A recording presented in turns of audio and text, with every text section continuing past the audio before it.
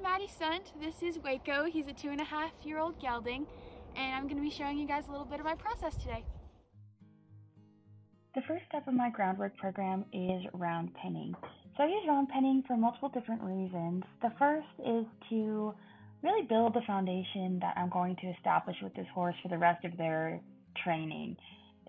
Round penning really helps build trust. It helps establish respect. By the end of the first round penning session, the horse is going to know it can trust me. The horse is going to know that I'm in control, I'm the leader, and they're also going to be in a place where they're ready to learn. You cannot teach a horse something if it's not in the right mindset to learn. So a lot of these horses that come in, when you first start working with them, they're going to have a lot of pent-up energy, or they're just going to have some nervous energy. I like to let the horse kind of run around, stretch its legs, get all of that out so it can start using the thinking side of its brain. When I am round penning a horse, I'm looking for the signs of submission, the licking of the lips, the lowering of the head, the flicking of the ears towards me. I'm looking for all of those things in order to let me know that that horse is done, reacting and is starting to think and is ready to learn.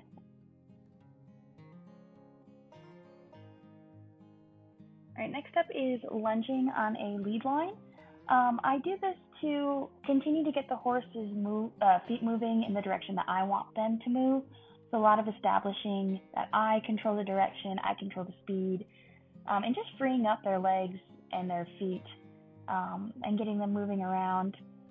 I like to do a lot of changes of direction in order just to get that horse thinking and looking to me for the cues of what they're supposed to be doing. I don't want them just to get complacent and just go around in a circle until they decide that they want to turn in and change direction. I really want them to be looking to me to establish that direction and, what we're doing and where we're going. I really want them to be focused.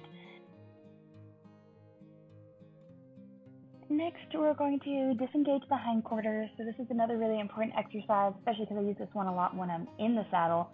And just getting them thinking, moving their feet, learning how to move parts of their body individually, and that you don't always have to be moving all of your body at once. It really teaches them to be a little bit more precise. And obviously it's a good emergency brake. If your horse does start to do something stupid out there, you can always disengage its hindquarters, get it to turn around. Moving their forequarters is another thing I like to do. It is a similar concept to moving the hindquarters. Obviously, Waco and I have a lot more work to do in this area, especially for horses like Waco that are stickier on the front. This is a really good exercise to kind of teach them a base. Backing up is also another one of my groundwork fundamentals, just teaching respect. This rope around the belly exercise is something I like to do before I introduce a horse to the saddle. I don't want the horse's first experience with the sensation of being cinched up to be when I put the saddle on for the first time. So I really want them to be comfortable with this idea of tightness around their midsection.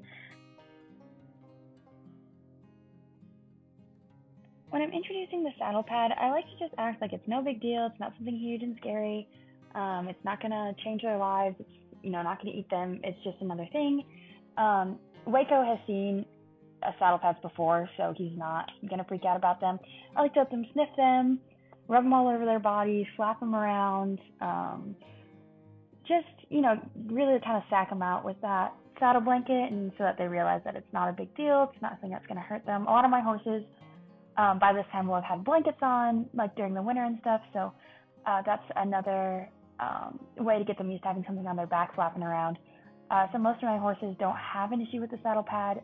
Again, if they do, we work through it, get them to a point where they're comfy with that being on their backs, so that it's really not a big deal. Once they are comfy with the saddle pad, we go ahead and move on to the saddle. I usually have the saddle sitting on the edge of the round pen while I'm introducing the horse to all the groundwork exercises, so this is not going to be the first time the horses have seen a saddle. I like to let them sniff it, kind of get their mouths all over it, realize that it's not a scary object. Waco has seen the saddle before, so I just kind of toss it on him here. Again, I'm trying not to make it a big deal. Like, this is not a huge thing. I feel like if you treat a horse delicately and kind of like make a big fuss about something, they think that they need to make a fuss about something. So I just kind of treat it like a normal everyday thing. I'm just going to set this up here.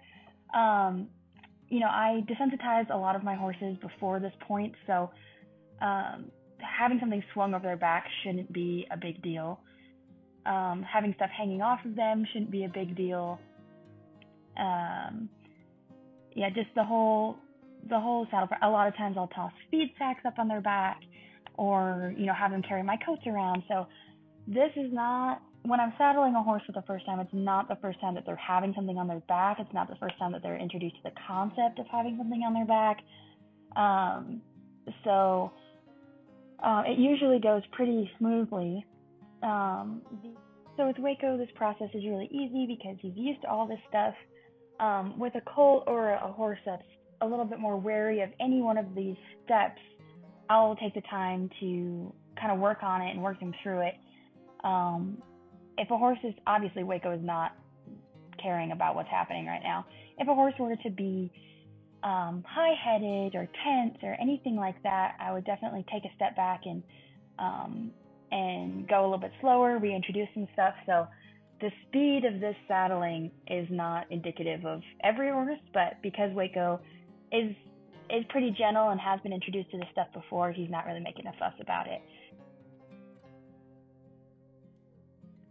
Flexing, lateral flexion is really, really important. This is usually, it's always something that I'll teach before I put the saddle on. One of the first things I teach the horses during the groundwork is how to give to pressure, how to flex. Not only does this, kind of work their brains, it also gives you a good emergency stop, a good control handle on them just in case something were to go sideways. We have that, kind of built-in security of bringing that horse's head around. If you try to bring a horse's head around without ever having done it before, it's going to freak him out. You're going to get into a wreck. So this is something I like to introduce on the ground.